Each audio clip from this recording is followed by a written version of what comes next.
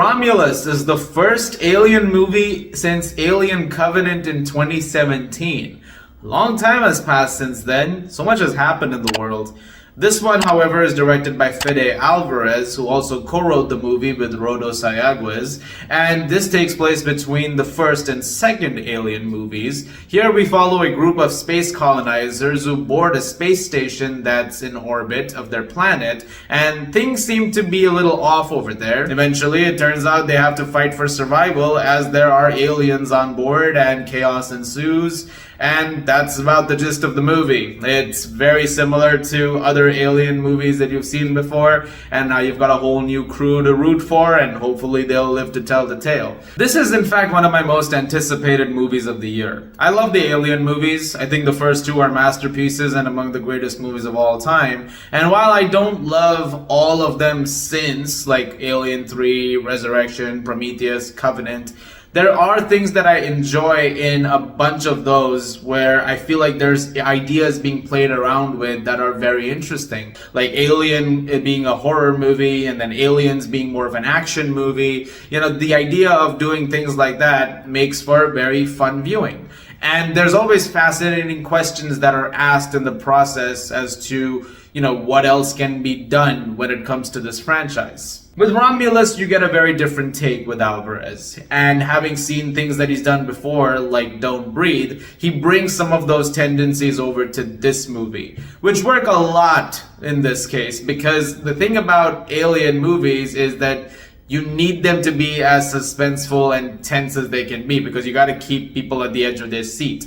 And there are sequences in this movie that are incredibly tense. Once the action really gets going, it's non-stop to the end. And Alvarez directs it really effectively. There's a handful of sequences that are so violent and gory and over the top and full of blood and acid and what have you, and it's really great stuff, and it's all visually spectacular. Not just the effects, but also the cinematography. It is a gorgeous looking movie. There's some really great use of light, especially in this movie. In fact, so much so that it's probably one of the better lit blockbusters I've seen in a while. It looks fantastic, and there are sequences that are beautifully realized as a result of that. It's also really great is the sound design. From the sound effects which are there of, you know, things clanging in the distance, or the xenomorphs, or the face huggers, or just, you know, the ships and the mixing of that with the silence of space, or even the score from Benjamin Wallfish, which is really great, and I can't wait to listen to that again as soon as that drops. It's all fantastic stuff. Kaylee Spaney as Rain is really good in this movie. I would say between this and Civil War, she's having a really great year when it comes to movies. And that streak hopefully does continue for a long ways down the road. She's very talented. But a big shout out over here goes to David Johnson, who plays Andy. In a lot of ways, I feel like he steals the movie. And this also doesn't really surprise me because I also saw him recently in Industry, which season 3 just started, by the way. Go check that show out if you haven't. It's really good.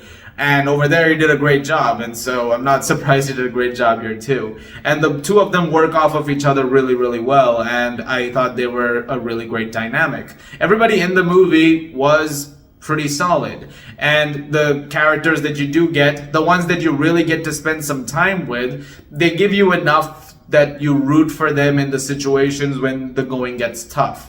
And that does happen, so you want them to get out of those situations alive. The movie has a strong emphasis when it comes to the practicality of things. There's a lot of real sets over here, of course, but also when it comes to the things like the facehugger and the xenomorph, there's some actual animatronic puppet work going on over there, which is really great. It makes those sequences feel so much more real and so much more visceral. Like if a facehugger lunges at someone in this movie, you know, it's real. That's a real prop, and that is terrifying. The fact that it's able to accomplish that feeling, which is great, because one thing that happens when you have multiple movies in a franchise that, you know, have the same things over and over again is that there is this thing where you might see it enough points to the fact that it feels numbing. Like, oh, this doesn't faze me anymore. And yet the movie finds a way to do that because it's directed the way that it is.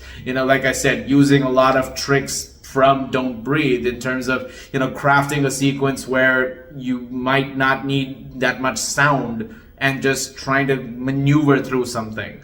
It's really, really great stuff. There are times with Romulus that it does feel like it plays the greatest hits of the franchise. There's a lot of stuff referenced and things that you'll see and hear that harken back to the franchise, particularly the first two movies, more so the first one. There are things that you will have, you know, nostalgic recollections of. And in that sense, you know, there is a sense of fan service over there. But what I really like about the movie is also the fact that Alvarez doesn't really use it as just blank fan service, at least not in my opinion. They all factor into something. Yes, there's a few lines of dialogue that definitely play like fan service only. Like, there's a very specific thing a character says at one point in the middle of a conversation, and it's the kind of thing where it's like, oh, I feel like this is the line that's gonna happen because it's, you know, it's like that other point in another Alien movie where a thing was said and then this was the line that came after. And when you watch the movie, as that conversation is going, you can guess that line was going to, you know, add something to it, be added somewhere at least, and it does. That it's just in there. But beyond that, I mean, most of the things that are callbacks are used in service of the story, and so overall it ends up working out quite nicely. But if that is going to be an issue for some people, then it just is. Fan service doesn't really bother me too much. It's again about what you do with it. But I will say the one issue that I do have with the movie is the characterization. I do feel like because there isn't too much besides what Rain and Andy are doing, the other crew members can sometimes feel a little more expendable as a result. There's a couple of them in particular where it feels like you only know a few specific things and they're all just told to you in one line. Like, oh, this character did this. Oh, and this character went through that. Okay, moving on now. And some of that is pretty thin. There's not a whole lot that you get to know about Rain and Andy either. I mean, you get some details, but I would have liked to know a little bit more for sure. There's also some themes that the original two movies especially play around with, as well as Prometheus, that I feel like Romulus doesn't have that much of.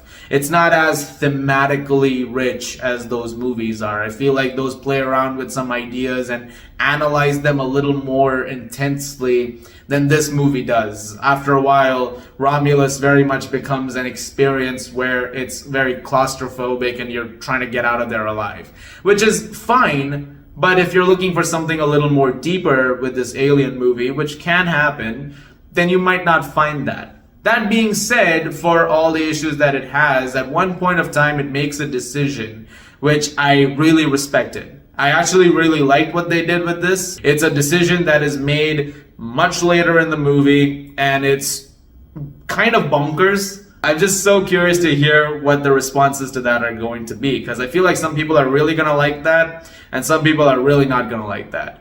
But filmmaking, it's all about, you know, subjectivity. I feel like movies are always about having your own opinions, and so I'm very excited to hear from that crowd when opening weekend does come around. And in the end, I really enjoyed Alien Romulus. It's not my favorite Alien movie, not even close. I feel like that is one of those things that it's hard to get there, but at the same time, I did like this quite a bit.